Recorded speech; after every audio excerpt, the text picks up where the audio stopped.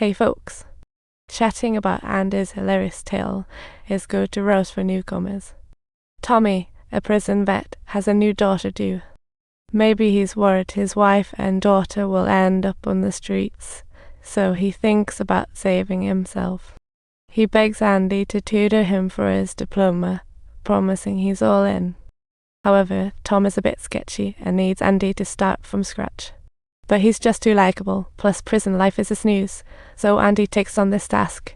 Luckily, Tom is dedicated and talented. After a year, he bombs the diploma exam with so many unanswered questions. Seeing his unanswered questions, Tom feels extremely frustrated.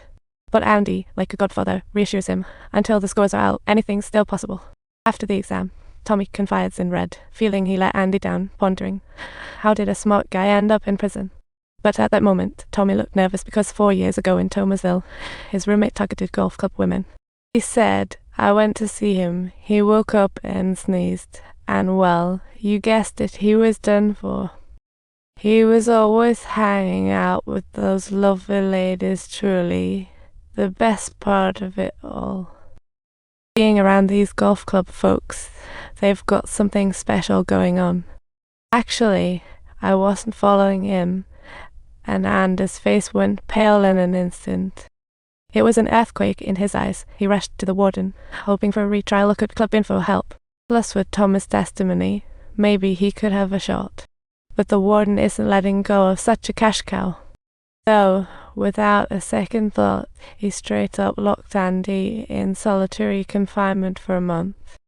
Everyone realized Andy might be Shawshank's only innocent 19 years. A bad joke. Oh, woe is me. Just then, Thomas' report card shows up, and turns out it's not as bad as he thought. He barely passed and got his diploma. The old guard brought the news like, congrats, kid. Andy was genuinely happy for him, but felt even sadder about his own life. That night, confused Tommy is called outside. The warden's waiting, saying his conscience bothers him and needs his help. I need your help. And if I possibly can, I'll make sure to be the smallest of doubts. I must know if what you said is true. Come with me. Absolutely. Better swear your love before the verdict, place your hand on a good book, and vow before the heavens. Please give me this chance. Tommy, blissfully clueless, has no idea about the warden's hidden agenda. But the instant he turned back, the sinister gun barrel was already firmly locked onto him. The sheriff and warden were in cahoots, with a sinister face hidden beneath their polished surface. They spun a tale about Tommy trying to escape to cover up their own deadly truths. But Andy had seen through the warden's hypocrisy. He was the real villain in this jail. Determined not to collaborate, the warden threatened Andy, launder money, or face a psychopath cell. And he planned to burn everything in the prison, including the library's books. Turning the prison into a wasteland, he locked Andy away in solitary for another month. 60 days without exposure to sunlight completely transformed Andy, causing him to utter increasingly bizarre statements such as, I want to visit Chiapas. There, they call the Pacific Ocean the ocean without memories. I am planning to buy a boat by the sea and open a hotel. Red was getting more and more confused, thinking, what on earth is he talking about? If I get lucky with parole, I'll head to the fields of Baxter. There stands a sturdy stone wall and a magnificent oak with lush foliage, where I passionately proposed to my wife. Red, if you ever show up, you'll find a little treasure underneath that wall. I want you to retrieve it, or else dig it out. Red was utterly baffled.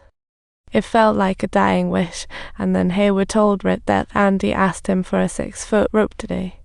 This made Red even more worried. Was Andy planning something drastic? It was the toughest night of Red's life. Time seemed to freeze in a gap, waiting for dawn. When the morning bell rang, Red eagerly glanced next door. But he couldn't see Andy at all.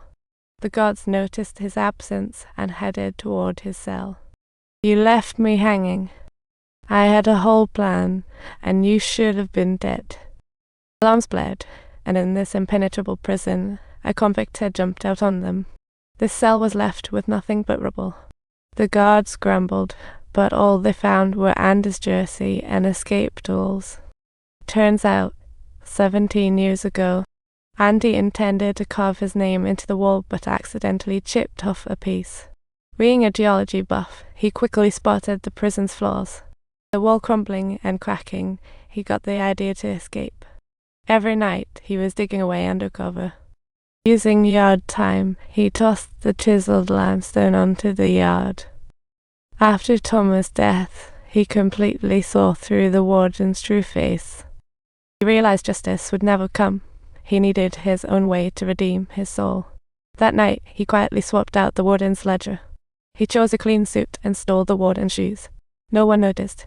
Who cares about prisoner shoes? Back in his cell,